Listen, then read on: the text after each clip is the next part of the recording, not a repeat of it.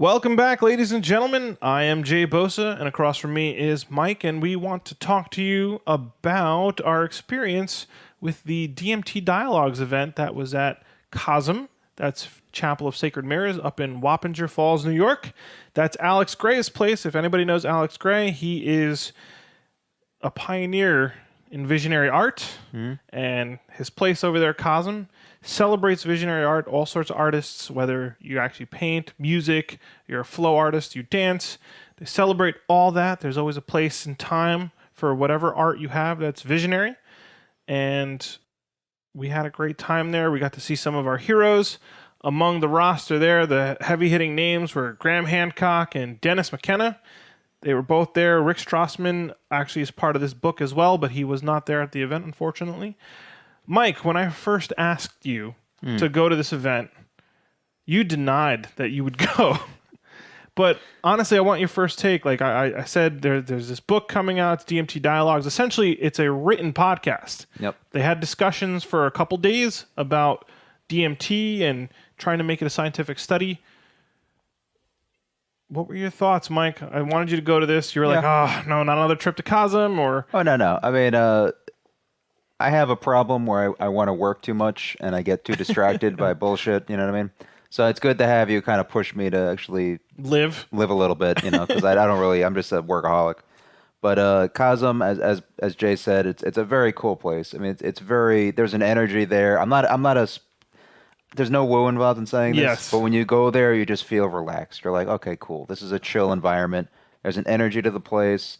Now that you mentioned that, I just want to second that. Sure. I don't think anybody's stressed out that goes to that place. Like, No, you can't if you be go to stressed out. CoSM, you don't bring stress with you. So it's a very relaxing place to go. No, I mean, and the art is beautiful. It's some of the greatest art ever, in my opinion. I mean, I'm not even a big hippie, man. Like, that's the weird thing. Like, I want people to realize, like, when I say this stuff, it's coming from a kind of an outsider point of view. Like, I never grew up as like this hippie dude. I was always like a weirdo, but never a hippie. Yeah. But Alex Gray and his wife Alyson, they have this place up there that's just very.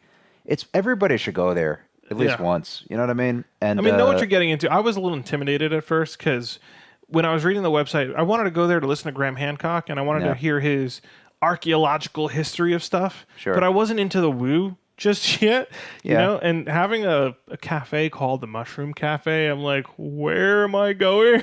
Yeah, exactly. What is happening? And then I looked at the place, and it was lit up with all these colorful colors at night, and I'm like, I don't know if this is a good idea. Yep. But, you know, when you get there, there's just a lot of open-minded, not stressed. Just wonder, I make it a point to try to talk to 3 random people that I don't know when I go. Sure. And they've all been great conversations. Yeah, I mean, it's kind of like a weird thing because whoever goes there is kind of like in the know in a weird sense. Like, they probably listen to podcasts. They probably... they know what's going on. If you go to not Shea Stadium, sorry, I say Oldham, City Field, whatever. If you go to the bleachers of City Field, there is an ignorance in those bleachers that is so pure. It's like pure, uncut ignorance. You know what I mean? Where like I did it once and I was like, I'm done. I can't. I'm out of here. So like CoSM is the opposite of City Field. Does that make sense? That makes like, perfect sense. That's what to I'm me, saying. it makes sense. But like, you know, for people who are kind of programmed the way me and Jay are, I mean, this is like you got to give yourself a treat and just go up there and check it out. I mean, the paintings are amazing. Like there's the Cosmic Christ, which is my favorite painting You look ever. at that, and there's something new in that painting every time you see it. Oh yeah, I mean, you could stare at that for hours and hours and just keep be like figuring it out. just like what the fuck. It's just beautiful. I mean, people are nice. Everybody's great. Allison and Alex are so cool. You just talk to them and you're just like, hey man, what's up? Like it's so weird. And of course, we both got to meet one of our heroes, Graham Hancock. Who I just have to meet Randall Carlson and I'm good to go. And I'm like, I can die happy now. But Graham is we met him twice. This is our second time meeting him. It's very I'll casual. Put that picture up on the thumbnail. Yeah, exactly. But we meet him for a little bit, and he's very like that thousands of people go up to him all the time. He and was just so like, happy though. But he was just so appreciative of us reading his books and just knowing who he is and just like it's just I get a little emotional thing about it because he fills my heart with so much joy when you see him. You know? I think the weird part in our society is to be able to connect with someone and have such a pleasant experience. And they don't know you. Sure. But they know it's worth being in your proximity, you're not going to do anything to them, because if you appreciate their work, you're a good person. And the weird thing is that that a lot of people with Graham Hancock or even Joe Rogan or something, that they cross the line because they get crazy with a lot of these people, because they just assume that it's just this weird dynamic you have with well-known people and kind of like an esoteric, way, if that makes sense. But Graham knows this, so he knows that he's probably going to forget us, but that's fine because he meets thousands of people every day. But he just makes the effort to be like, to shake your hand and smile, and he knows that you're making his day when you meet Graham Hancock. Yeah, we're making his day, and he's making our day. Yes, you know what I mean? It's both. It's a both thing. But it's just so great having people like him around, because he's an older gentleman now. He's about 60-something, 60, whatever it is. And he just has that young vibe to him, that young heart to him. And he's just always learning. Energy. It's the energy about him. It's just good energy. And I just love, like, I asked him, like, when's the next time we're going on the Joe Rogan podcast? And I'm not going to say the date he said, because who knows. But I'm looking forward to that more than Avatar 2. Dude, you know what I mean? Like, I tell people this all the time, but it's the truth. Like, having that guy or whoever, Jordan Peterson, Randall Carlson, all these guys, just having them for 3 hours in a brand new podcast I have such an appetite for that conversation that there's nothing else that compares in my life. I mean, maybe Red Dead Redemption 2. I was talking about that. maybe the next Game of Thrones, but maybe. It's a maybe. There's a new intellectual trend happening with all the craziness in the world, with everything. I was just listening to a podcast with Shana. No, I'm going to say this wrong. Shana Home. Okay. I need to get her name right. You kind of spell her name funny. Yep. She was talking about how we live in a society of mass everything. We have mass media. We have mass consumerism. We have mass production. We have weapons of mass destruction. Everything's mass, right? But there's no place for the individual. Yeah. Where's the apprenticeships? Where's the master and the apprentice kind of? That's all gone because everything's just mass and efficient. Yeah. So the individual has gone away. But I mean that's a very good point that you bring up, and it's kind of something I want to talk about too. I mean, our interaction with Graham Hancock is very detached, even though we met him twice. But it's just he's still detached. Yeah, but he gave us an individual engagement. But it doesn't matter because like the energy that you get from him, you just give it to other people. You know what I mean? Like what you learn on a podcast, you do it either on your own podcast or just in your life. So what we're doing with this thing is just teaching people how we're learning. And then hopefully you can learn too. You know what I mean? Mm-hmm. So, I mean, I kind of lost my train of thought there because I just got a little emotional thinking about Graham Hancock. But let me bring us back. So we went up to CoSM again. And again, that's Chapel of Sacred Mirrors. It's CoSM.org. Mm-hmm. I want to defend the place if you think it's like hippy dippy and it's all hippy dippy. Yeah, it is. But it's good hippy dippy. But I want to tell people, like, I think I almost take offense. I'm not going to take offense to the word hippie. Nope. I brought a cousin there the other day. My mom said, "Oh, that hippie place," and then she went there and she's like, "Oh, yeah, it's totally hippie." I don't like the term because of what the outsiders think it resembles. Sure. Like you're just gonna peace and love, man, and you're gonna do all these. So I hate that stigma because I feel like I'm very normal. No, I feel not normal. If you're normal, then I think it's boring. I think I'm grounded. Let's say sure, but I enjoy that environment. Yeah, for sure. So. I don't know. I don't think I'm a hippie. No, but the weird, but I enjoy that. The weird thing about what we're talking about in general is that you can't pigeonhole anyone anymore. Nobody's just one thing anymore. That's gone. The internet changed everything. Like you're not just a Yankee fan. You can be so many things. You can be 20 different things and be very comfortable in every environment. Like I shoot guns for crying out loud. Yes, the people I shoot guns with, I'm not going to talk about the hippie stuff with. It's compartmentalized. Yeah. But like you can jump in different social groups and different cliques and everything. And everybody's kind of on the weird path because of the internet where everybody's kind of growing and evolving together in this weird way. And it's because of the internet, it's because of podcasts, it's because you can sit down and listen to Graham Hancock talk for 3 hours about whatever. I mean, everything's compelling, you know. But like you should be resentful at the hippie thing, but it doesn't matter. Because I'm a fucking hippie, who cares? I know that's how I should feel. I can also field strip a Glock 19 with one hand. Like, whatever. Who cares? I feel like that disqualifies me from talking to people if that's what they think I am. Like, oh, I don't want to hear this hippie talk. And whatever. I'm not. I feel like that's a mislabel, but I don't want to be labeled anyway. I'm just an individual. Exactly. You know? That's how we should break everything down. And I've got my own set of experiences that I'm going to share with you guys. Sure. And so what was your take on our most recent trip to CoSM? What'd you think? All right. So let me excuse me. Let me summarize this for everybody listening. So there's a new book that's out. It's called DMT Dialogues: Encounters with the Spirit Molecule. And the names on the cover, if you're unfamiliar with this, I'm just going to read the names, but these are heavy-hitting names in this sort of psychedelic research and I want to say it mind-changing or status-changing movement that's happening. Those all apply, yeah. So Dennis McKenna is on here. Who's a sweetheart, by the way. He is massive in this. His brother, Terrence McKenna, was actually a really funny guy and a botanist, and he brought a lot of people to the awareness of mushrooms.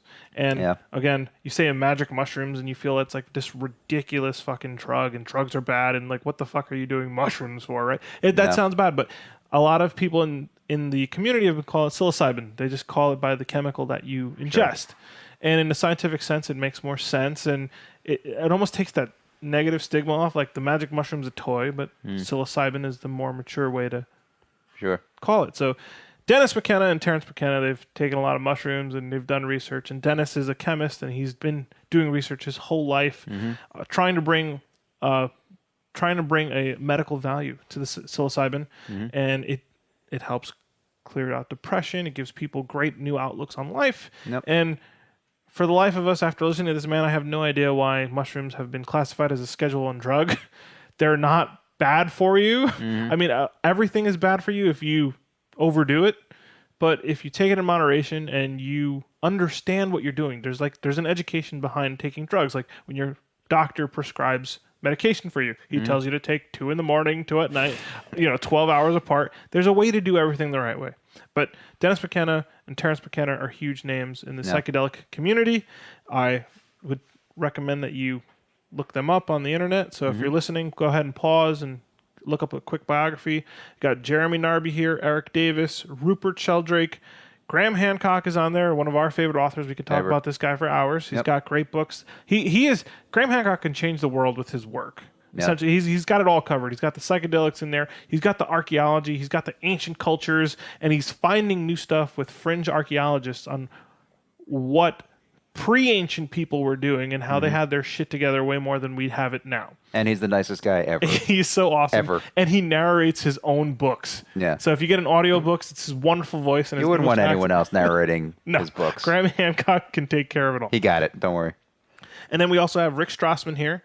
And Rick Strassman is famous, or known, I should say, he's more known for the experiments that he's done in the 90s. He actually got the permission to run some LSD tests in America, which is crazy because being a Schedule I substance and being actually allowed to experiment, he had people in a lab and they would go on quick 15-minute LSD trips and they recorded all this data, is a massive undertaking. Sure. Again, I feel like I'm scaring people. For the audience that I know, I might be scaring you guys with the names of drugs. Like, Jay, drugs? What are you doing?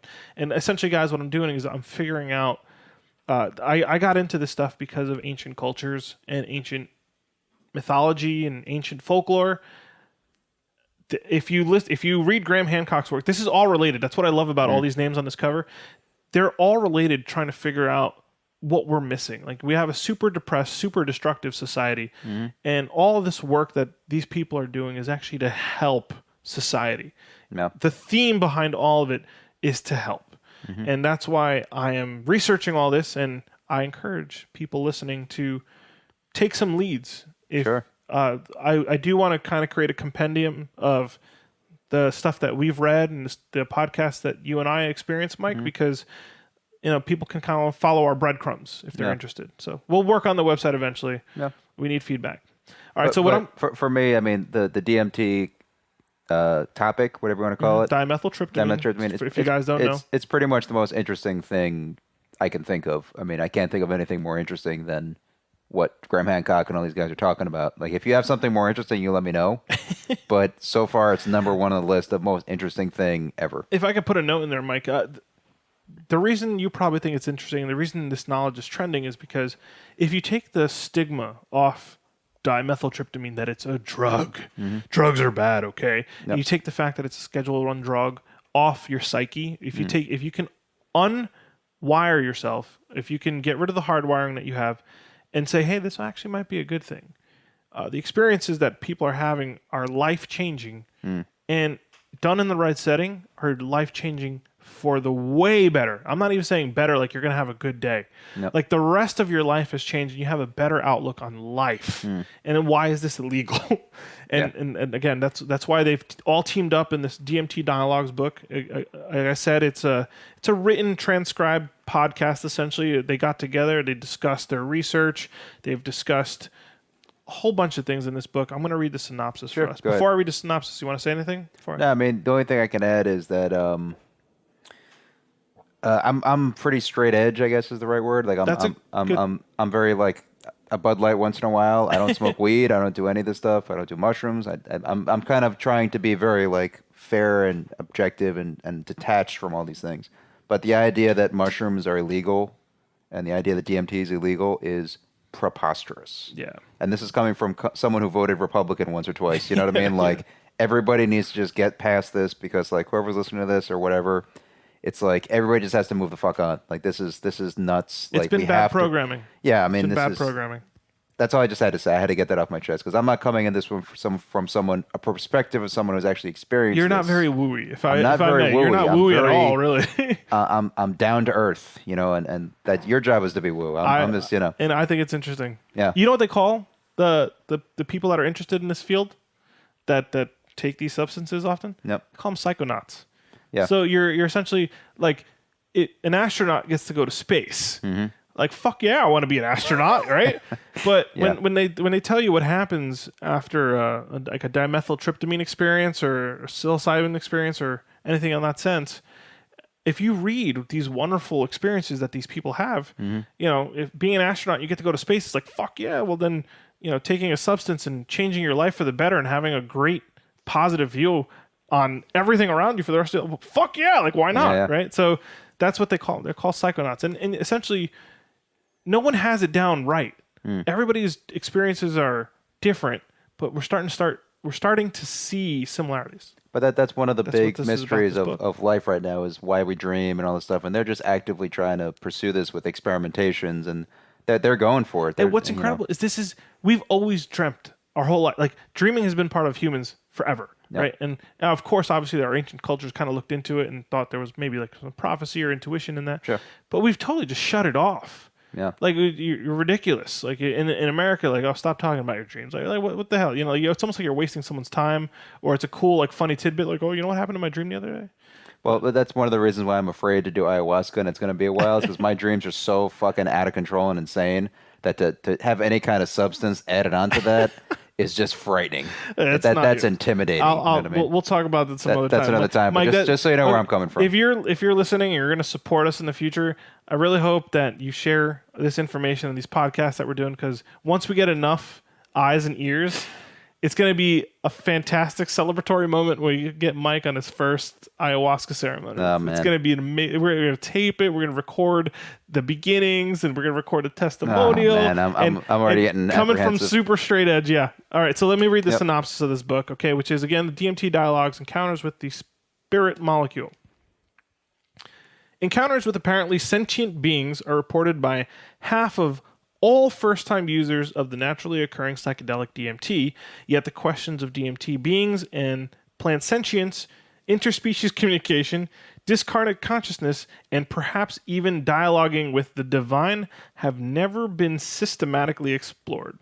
I'm going to put a note here like, wow, that was a fucking crazy first sentence. If you're nowhere near any of this stuff, you're like, what the fuck did I just read? Yep. We'll explain after I'm done with the synopsis. In September 2015, 10 of the world's leading luminaries, noted for exploring the mysterious compound dimethyltryptamine, gathered with other researchers at Tyringham Hall in England to discuss the subject. Over 4 days, they pooled their expertise from a wide range of subjects: archaeology, anthropology, religious studies, psychology, neuroscience, chemistry, and psychopharmacology, to name a few, to explore the notion of entheogenic plant sentience and the role of DMT as a conduit between spirit and matter. Offering cutting-edge insights into the visionary domain, this book distills the potent exchange of ideas that occurred at Tyringham Hall, including presentations and discussions on DMT entities, the pineal gland, the possibility of DMT as a chemical messenger from an extraterrestrial civilization, the Amazonian shamanic perspective on invisible entities, morphic resonance, and the science behind hallucinations. Contributors to the talks and discussions are many leading thinkers in this field, including Rupert Sheldrake, Rick Strassman, Dennis McKenna, Graham Hancock, Jeremy Narby, Eric Davis, Ede Francesca, Luis Eduardo Luna, Bernard Carr, Robin Carhart Harris, Graham Street John, David Luke, Andrew Gilmore, Peter Meyer, Jill Purse, Will Rowlandson, Anton Bilton, Vimal Darpin, Santa Fe, Amanda Fielding, Anna Hope, Tony Wright, and Cosmo Fielding Mellon. I feel like I had to read everybody's name. I could have probably skipped that, but they're all contributors to this, and I hope I got everybody's name right. I probably didn't. So, wow, I feel like I sounded crazy. Yeah, you should have added a motherfucker at the end of there. You know, like, that'd been great. Dude, this is not, like, if you knew me maybe 4 or 5 years ago, Yep. I would have never touched any of that. Like, that synopsis is fucking scary if you have no idea what this community and what this movement is like. Yeah. You could probably, what would you have said, Mike, 4 or 5 years ago? If someone read that to you, hey, Mike, here's a book I want you to read. Yep. What would have been your impression? Well, I was always weird. I was always like, when I was a little kid, I was the one reading about monsters and like in the library. So I was always into the weird stuff immediately. Just kind of like people are into horror. Like, yeah. Like we're in Halloween season right now. And people kind of like that creepiness. So yeah, but like I was always into like I didn't want to learn what everybody else was learning. Like I was the guy in my religion classes that was just arguing with the teacher like right off the bat, like we're doing this, we're having a fight now. Like I was always the guy who just was not satisfied with the status quo, you know, since I was a little kid. So like this is right up my alley. It's always been right up my alley. Okay, good to know. Yeah, like my perspective, dude, Mike, I would have been like, I would have looked at you sideways. Yep. I would have been like, really? I would have raised my one eyebrow kind of thing. Like, okay, sure, you know, whatever floats your boat. I'm not going to be negative to people, but I would have been dismissive. But like, let me borrow the book for a second. Sure. So like the beautiful thing about what you just did is that you understood that there was a lot of names involved. There's a lot of people involved in this. And it's kind of reassuring in a weird way because things get really wonky when there's one person in charge and it becomes like a weird cult kind of thing.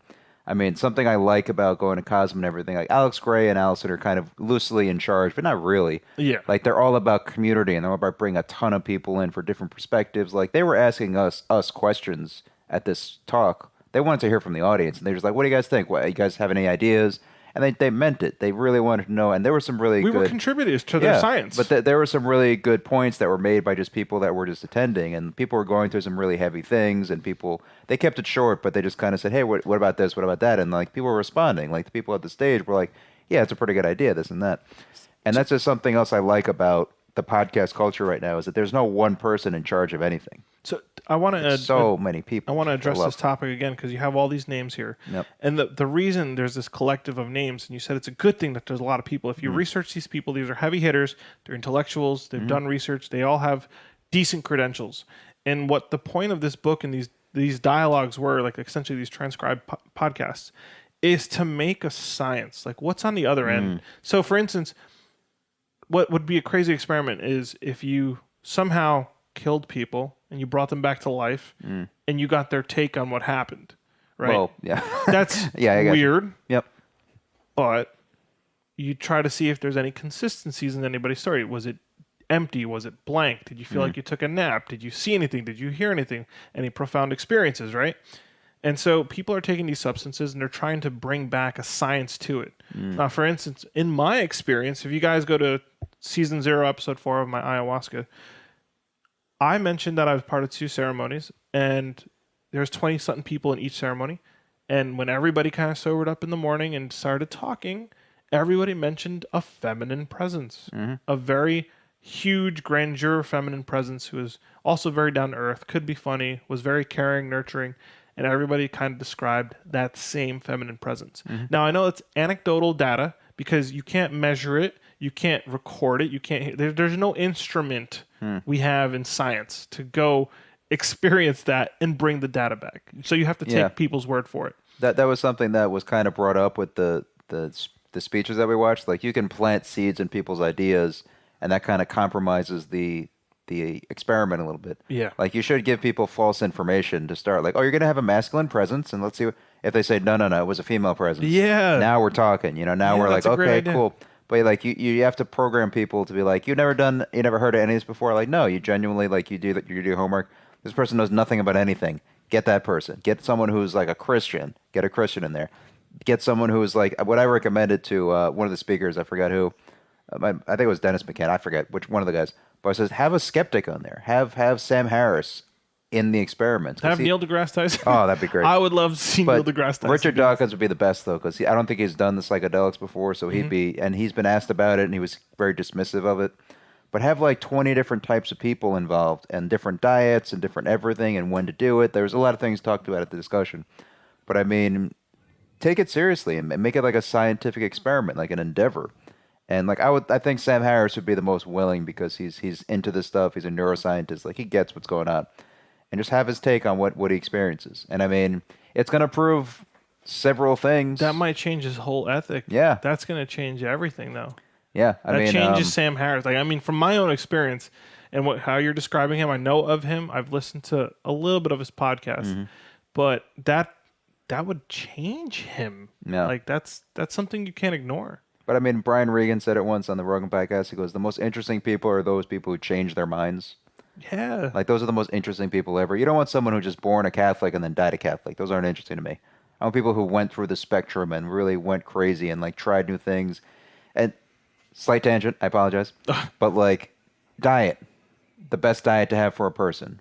Who knows? Let's experiment. It's vegan, so paleo, keto, whatever it is, and then like you experiment to the point where there's no doubt. How about that food pyramid that we have? Yeah, exactly. Eat all the bread you want. But like, think about smoking cigarettes, right? Right now in 2018, there's nobody who says that smoking cigarettes is good for you, right? We went through experiment. It's bad for you. Case closed. So like, that's what we should be doing with diets. We should be doing with any kind of psychedelic experimentation. Like, let's figure out, is this good for you? And there's some things that people are going to say, good point. That's a really bad thing. You shouldn't do heroin. We know this. Yes, we know this. Like we're moving on now, guys. But this is how you evolve as a humanity. You just say, let's throw the experiments out there. We'll figure out what works, figure out what doesn't work. It's the UFC version of Kung Fu versus Jiu-Jitsu. Like, that this isn't going to work. That is going to work. Have at it. I want to bring up a point on this book and what the psychedelic community and everybody researching this has been trying to do first.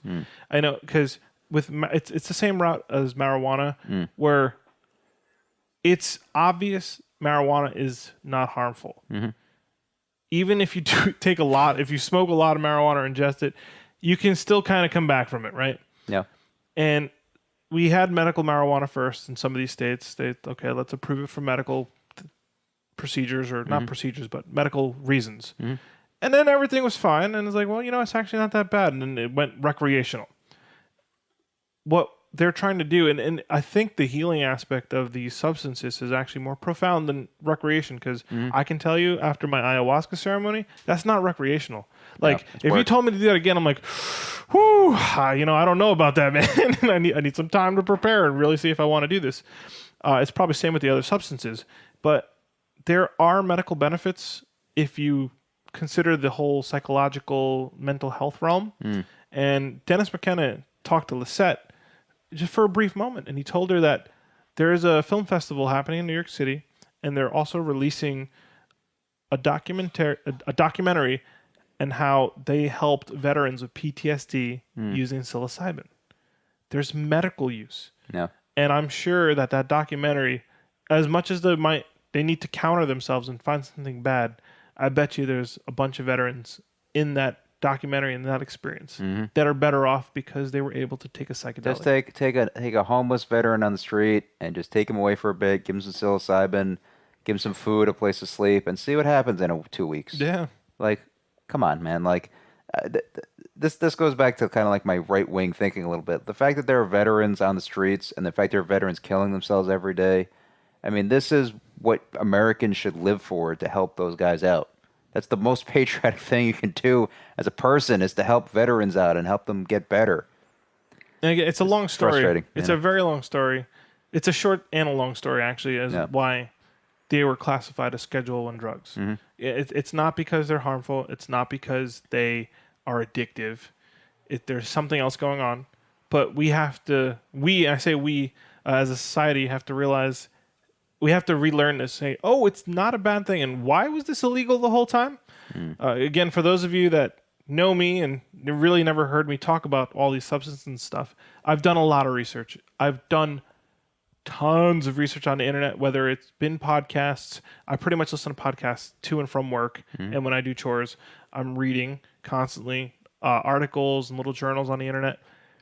There's good to be had, folks. Don't think I'm crazy entering this crazy realm. And I know there's some interesting topics and crazy things and visions that can come from these experiences. But are they really a bad thing? I mean, they're out of the ordinary, and it's not normal for right now. It's not normal for the American society. But it used to be a normal thing. Yeah, for sure. If you just look at our ancient cultures. I mean, the weird thing is, like, normal and not normal is such a subjective thing. Yeah. I mean, is it normal to go to work for 8 hours and then go drink a beer and then watch TV and then do the same thing over and over and over and over and over and over and over again? Dude. No, of course not. The two most popular legal drugs, caffeine. Monday through Friday, you'll drink caffeine so you're more productive at work, right? And then you fucking drink yourself on... Yeah, to deal with the fact that you just wasted your day. I know. And you drink alcohol. I read somewhere that it's like, isn't it weird that in the morning you're rushing to wake up and split away from your family? Like, everyone you love, you're getting away from for 8 hours, only to come back later all exhausted and barely spend time with each other. Yeah, it's complete, utter fucking insanity what we're doing right now. Like, I look at the Native Americans like, hey, those people were always together. They're building long houses. They're going hunting together. They're pretty much in a community all the time. Yeah. You know, you don't have to leave someone alone for 8 hours. Like, man, if you own a dog, or if you've ever been in a situation with a dog, and you got to leave the dog home for 8, 9, 10 hours, and you're just wondering what the hell is going on with your dog, and you come home and they're so happy to see you. Like, that's what you do with your family. Let me tell you something, Barbosa. If we had this crazy technological revolution where, like, everything was just taken care of, like food, water, health, and everything, all I would do was go hunting and hang out with my family and my friends and play with my dog. You know, like, I would raise a bear. I want a dog. I want to adopt a bear. Okay, fair enough. But, like, there would be no, like, there would be nothing about it that would be bad except, like, dealing with the stress of hunting and whatever. But, like, there wouldn't be any, like, got to go sit by the campfire and listen to someone play the guitar and have some wine and maybe smoke a little weed and then look at the stars. Like, there's no distress like you have with the modern 9-to-5 job. Like, it doesn't exist. It's completely different. Listen, I've hunted before. I fished. I've done some crazy shit in my life. I backpacked in January.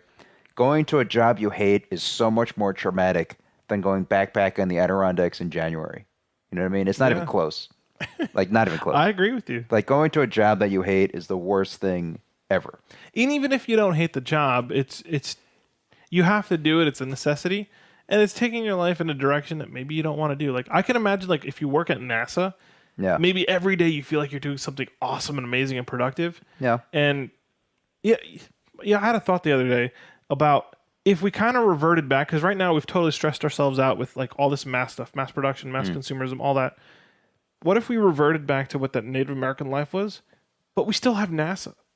You know, we still have the technology. Like, we have amazing technology to move forward. So let's leave the fucking planet alone.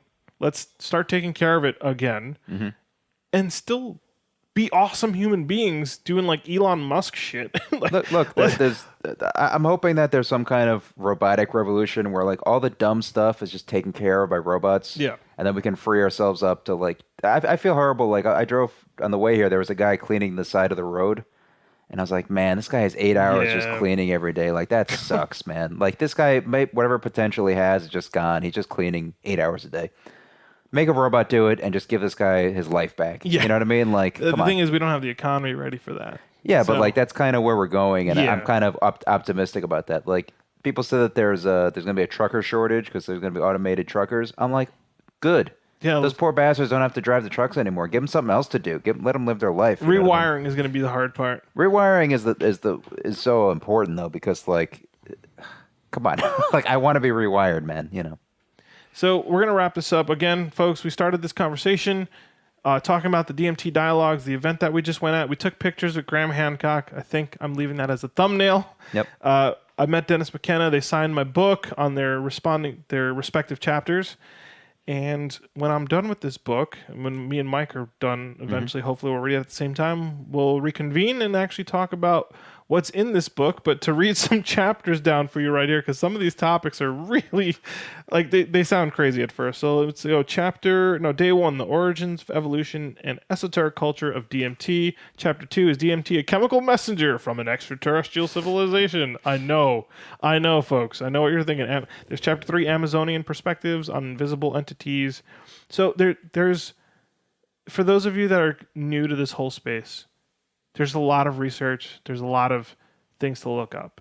It's all interesting. It's all enlightening as well. If you give it a chance, I gave it a chance. At first, I thought it was crazy, but I gave it a chance, and I'm like, wow, this is awesome. Because at first, when I noticed CoSM was in Wappinger Falls, I'm like, I was hoping that, maybe Graham Hancock was close by. I'm like, why is Joe Rogan on the West Coast? And I'm like, and I get stuck with like the woo guy, Alex Grey, is up in Wappinger.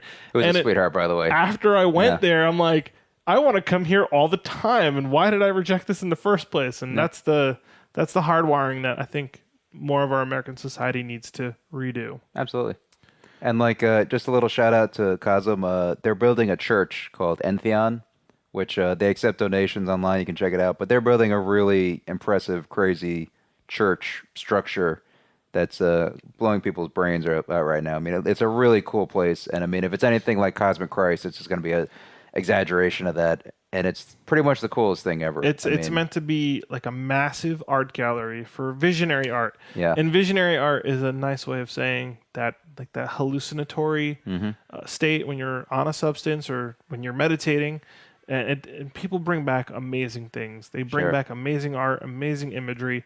If you can give it a chance to understand it, it's all very beautiful, and it gives me hope in humanity. Yeah, and to paraphrase Alex Grey, because he had a great line that stuck with me, he goes, forget nations, the greatest nation to be a part of is the imagination. Yeah, he said that. And I was like, we both looked at each other when he said that. We're like, thumbs up. That was great. That was great. But like that just hit the nail on the head. Like, it was such a great thing to say, because like what we're doing with podcasting and all this shit, it's the new imagination, man. Like, it's what we're doing here. And like, we're essentially, the society's being kids again. We're bringing out some toys and we're enjoying evolving, life. we're growing. And it's not the one person in charge anymore. It's millions of people all trying to bring themselves up, which I love. So I just want to point that out. And with that, folks, we're going to leave it there. Again, the name of the book is DMT Dialogues, Encounters with the Spirit Molecule.